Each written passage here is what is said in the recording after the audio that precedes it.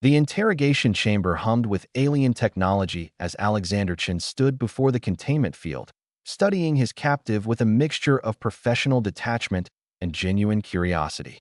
The Vraxian warrior towered even while restrained, her crimson scales gleaming under the harsh white lights of the human research station orbiting Kepler 442b.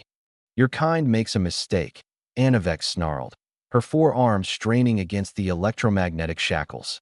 Her yellow eyes blazed with barely contained fury. "You think these bonds make you safe?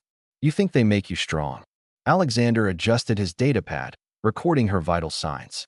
Her secondary heart rate was elevated, a sign of extreme agitation in Vraxian physiology. "The shackles are for everyone's safety, Commander Anavex, including yours." The alien warrior laughed, a sound like grinding metal. "Safety? I have conquered 17 star systems.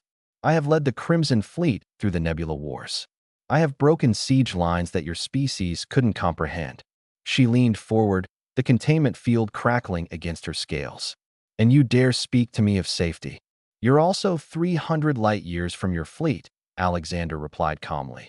"On a human station, surrounded by soldiers who would very much like to understand why the Vraxian Empire suddenly decided to attack our colony vessels." Anavex's mandibles clicked in what might have been amusement. "Your colony vessels crossed into the forbidden sectors, ancient territories. You humans spread like a plague, never asking, never respecting boundaries drawn in blood millennia before your species crawled from its cradle." Alexander set down his datapad and met her gaze directly. Something flickered in those alien eyes, not just rage, but something deeper. Pride, certainly, but also disappointment. "You want to know why we attacked?" Anavex continued. "Because the universe has rules, little human. The strong endure. The weak perish. For 3,000 years, the Vraxian Empire has held the line against threats you cannot imagine. And then you arrive, soft, fragile creatures who should have been conquered in weeks. Yet somehow you resist." "We resist because we adapt," Alexander said. "Because we cooperate. Because you cheat." Anavex roared, her voice shaking the chamber. The containment field flared brilliant blue. "You use AI warships. You clone soldiers. You terraform worlds in decades that should take centuries. You break every natural law and call it innovation." Alexander was quiet for a moment. "Is that what this is about? You're angry because we're effective?" The Vraxian warrior's laugh was bitter. "Effective? You're terrifying. The Galactic Council fears you more than they fear us, though they'll never admit it. Do you know what they call your species behind closed doors? The persistent ones.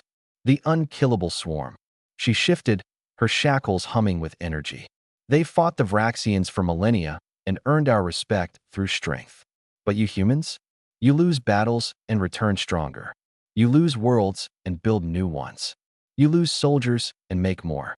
You don't just survive, you thrive on adversity." Alexander felt something shift in the conversation. This wasn't just an interrogation anymore. "You respect us. I despise you," Anavex corrected, but her tone had changed. "I despise that my empire, my proud, ancient empire, now fears a species that reached the stars only 2 centuries ago.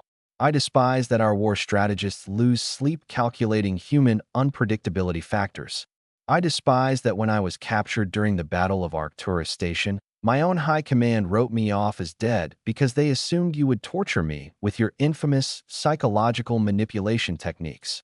"We don't torture prisoners," Alexander said firmly. "I know." Anavex's voice dropped to something almost like wonder. "That's what makes you truly alien.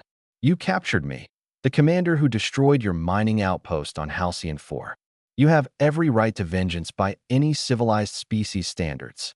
Instead, you bring me food compatible with my biology, monitor my health, and ask me questions like you're genuinely interested in the answers." Alexander pulled up a chair and sat, signaling a shift from interrogator to something else. "I am interested. Commander, we didn't come to this sector of space looking for war. We came looking for resources, for living space, for a future. If we crossed into territory we shouldn't have, we can negotiate. We can find common ground." "Common ground," Anavex repeated slowly. Then, to Alexander's surprise, she laughed, genuinely laughed. "Do you know what happened the last time a species suggested common ground with the Vraxians? We absorb their culture entirely. They cease to exist as an independent people within 3 generations. Then maybe it's time the Vraxian Empire learned something new, Alexander suggested. Because I don't think you're angry we crossed your borders. I think you're angry because you can't defeat us using your old methods, and it's forcing you to question everything you thought you knew about power. The chamber fell silent except for the hum of technology. Anavex stared at the human before her. This small, fragile creature who sat calmly within striking distance of a warrior who could tear him apart, shackles or no. Finally, she spoke, her voice quiet but carrying the weight of an empire's pride and a warrior's honor. Unshackle me. Alexander's hand moved toward the control panel, then hesitated. Why? Anavex's eyes met his, and for the first time, Alexander saw not an enemy warrior, but a person facing an impossible choice between tradition and truth. Because I'll show you what a real woman of the Vraxian Empire does when she recognizes a worthy opponent. I'll show you that honor means more than victory. She paused. And perhaps, I'll learn what it means to find common ground. Alexander stood slowly, his hand hovering over the control panel. This moment would either begin a new chapter in human-Vraxian relations or end with his death. But looking into those alien eyes, he saw the same thing that had driven humanity to the stars. The courage to choose understanding over fear. He pressed the button. The shackles fell away with a metallic clatter. Anavex stood free for the first time in 3 weeks, her 4 arms flexing, her full height towering over the human. Alexander didn't move, didn't flinch, didn't reach for the panic button that would flood the chamber with armed marines. The Vraxian warrior extended her primary right hand in the human gesture she'd observed through the observation window, a gesture of peace. My name is Anavex Thurakor, commander of the Crimson Fleet, daughter of the Eternal Empire, she said formally. And I would speak with your leaders about what real strength means. Alexander took her hand, feeling the scaled warmth of an alien warrior who'd just chosen dialogue over duty, peace over pride. Alexander Chun, Diplomatic Corps, Earth Alliance, he replied. Let's change the galaxy together. Outside the chamber, alarms didn't sound. Shots weren't fired. Instead, a human and a Vraxian stood together at the beginning of something unprecedented. Proof that humanity's greatest strength wasn't their technology or their persistence, but their infinite capacity to see people where others saw only enemies at the end.